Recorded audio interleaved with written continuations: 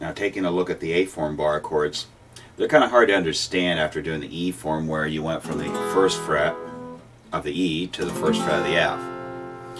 Now the A's, if you're doing the 1, 2, 3 fingering as in your open chord chart, you're playing 3 notes in a row on the same fret. Now if I backed off and turned around and put my one finger on the nut of the guitar, pretending it's a bar chord, skipping the first fret and then barring with my third finger,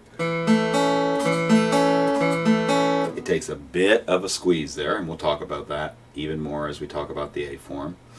I also am Xing off the first string because I'm not going to strum it. If I did,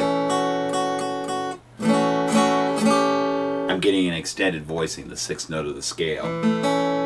I could have done 2, 3, 4. Then I would be allowed to use the first string. Same thing can happen if I go to another bar. But usually people will only bar and not play that bottom first string except for another voicing like a minor. So what's happened with the 1, 2, and 3 is you moved up 1 fret, 2 frets, because A to B is a whole step apart.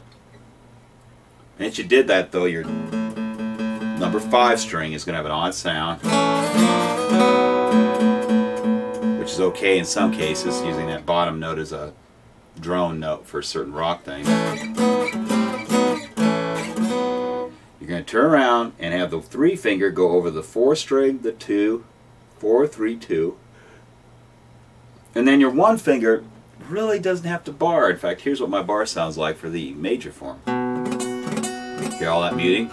I'm just pushing down the 5th string. And then 2 frets away, my 3rd finger is barring the 4, 3, and 2. You're going to have to play with that a bit. I'm going to get a closer view. You're going to have to play with that and get used to doing that. Also, I like to explain that the thumb and the 3rd finger kind of push together. It's almost like turning the lid of a jar. So the thumb is pushing on the neck and the 3 fingers pushing down all the 3 strings. Once again, touching the first string, don't worry about it. You'll learn how to strum so that you don't touch that or play that. You have to get used to finding out where the fingers are. So, you know, bar a couple, bar 3. And once again, as you're barring on this, my finger's actually bending up and not getting the first string unless I actually angle back a bit with my elbow. Now if we turn around and went to a minor form of the A minor form, 2 finger on the next fret, 2 string, 3 on the 4, 4 on the 3, it's going to be in the same strings as an A minor. Your root note is on the 5th string here. Now sometimes there'll be some bars where they want to get a lower sound. They'll add the note up here.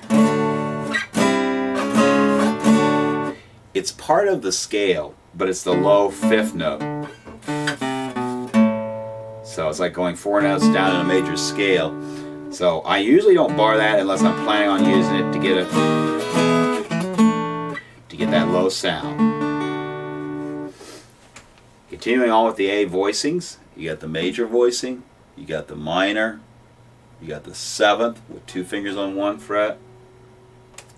In that case, the number 3 string is really the objective, an octave, and then of course other voicings that go along with all these.